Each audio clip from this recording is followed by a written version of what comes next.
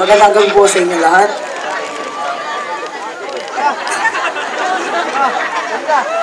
Okay, muli magpapakilala bilang pagkatayo ng isang lalaki. Baka isipin nyo, magpatuluyan ako nito. Hello, good evening. My name is John Edgar P. Binabiles, 18 years old from Barangay Sabali, Puro 4. Ang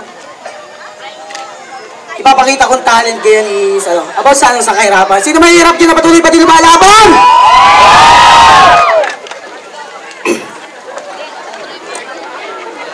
Hinaing ng kahirapan. Ang sikmauray kumakalam. Mangmang at walang alam. Bulsay walang laman. Butot balat ang katawan. At ang bukang bibig pa ng karamihay. Kahirapan raw ay dahilan na rin ng aming katamaran. Umaasa sa limos ng gobyerno at mayayaman. Walang galang na po sa inyong opinyon. Ngunit bastan nyo muna ang buong sitwasyon. Hindi lahat ng mahirap dahil sa kapabayaan. Maaaring biktima lang na mapangaping lipunan. Bakit sa halip na isang tabi at husgahan, tayo na lang po ay magtulungan. Kami rin ay taong nabibilang sa lipunan.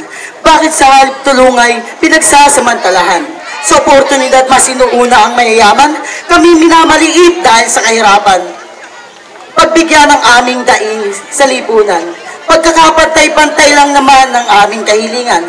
Kaya sa isang katulad kong kapuspalad, na patuloy pa rin lumalaban, ang tiwala ng karamihay, huwag natin pababayaan. Iyan ang ating kayamanan na hindi mananakaw ng kung sino man. Ilang po at maraming salamat.